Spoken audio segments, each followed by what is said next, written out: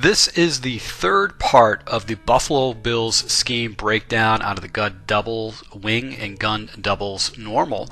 This is going to be the gun doubles play passing formations and passing plays.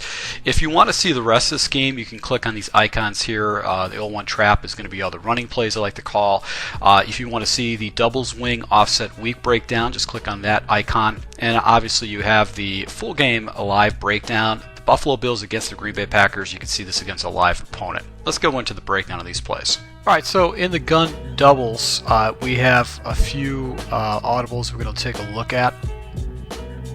Alright, so we got standard slants. We have the Y sail, and then we also have the play action read. Now I'm going to choose the following plays as base plays. I do the spot Y seam. I like this primarily because of that corner route with the slot receiver. I really do like how that play is developed. Corner strike, I want to go ahead and try to use this as part of my scheme. And then the other play that we would use would be the halfback angle as a base pass play.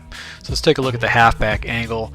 Halfback angle, basically what I want to do is provide myself one additional read to determine whether it's man or zone coverage. I can look at the tight end and try to hit him down the seam if that's available.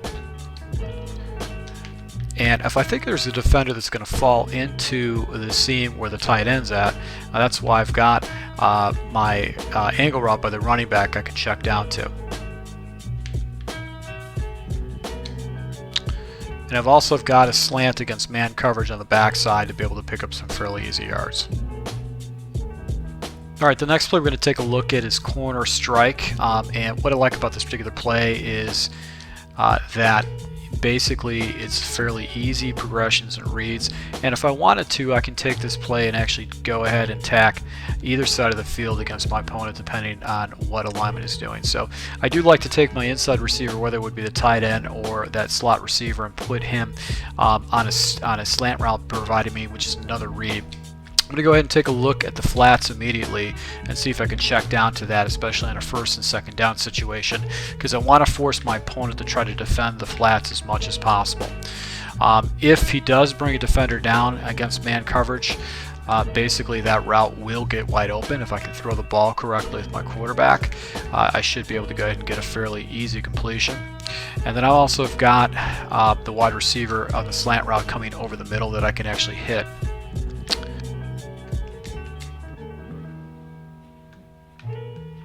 And as you can see right here, the C route was wide open for an easy completion down the field, which should have been a touchdown.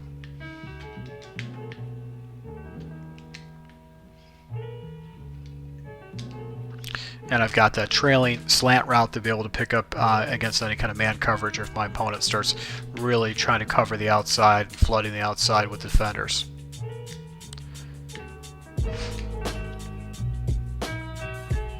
The next play we're going to look at is going to be spot Y seam. I like this play because it's got auto motion and it gives me fast and easy reads that I can make. What I like to do is the backside split end, which is Harvin on this particular formation. I like to go ahead and put him on a slant route primarily because he makes his break to the inside quicker and then actually gets depth on his break. My reads are going to be really walk-ins on the left-hand side. I'm going to see if his defender that's over him follows him. If he follows him, that's man coverage. And what I can do is I can hit Lewis, who's my slot receiver, on the outside corner. Because of the read, but he actually falls back in zone, and because I've got another wide receiver in that area, I can hit the spot route for an easy 8-yard completion. He doesn't get followed here, but I've got that slant route that is cleared out by that corner to be able to pick up some easy yards on the other side of the field. And if it's man coverage, I've got the corner that I can actually go ahead and hit. Able to go ahead and get in front of the defender to pick up some good yards, but really the read is going to be whether I get man coverage on that, and it really depends on what the computer's going to give me, and he's just zoning me up. So that's why I've got those reads where I can go ahead and check into the inside against zone. And Why Sale is one of my audibles, and what I like about this is the tight end actually gets some really unique depth. I'm going to go ahead and take Lewis and slant him up so I have just another person I can check down to against any kind of zone coverage. First I'm going to look at the flat and see if that's available on a first and second down and take those yards because I want my opponent to actually defend the flats. And if there is somebody out in the flat area, I've got my obviously crossing route that I can go over the middle and pick up some pretty easy yards. And this tight end does get unique depth where you actually can go ahead and get some fairly good yards off that if you get the hole that you're looking for. And the last play we're going to look at is going to be a play action read, and you can really focus on the right side of this play, but what I want to do is I want to go ahead and try not to focus on the right side. I'm going to go ahead and build out a dagger concept play, which is you've got a deep in route, you've got Lewis doing a fly right up the middle, and then I take the tight end and actually go ahead and put him on a drag route. So really this is what the play looks like, and then what I'm going to do is I'm going to go ahead and take my tight end, put him in a drag, and then streak up Lewis, which is my slot wide receiver. Now, I can leave the play action if I want to, but why I like this play is that dagger actually will mess up zones, and you can actually hit that deep in route on the left hand side. And also against man coverage you'll blow it away too.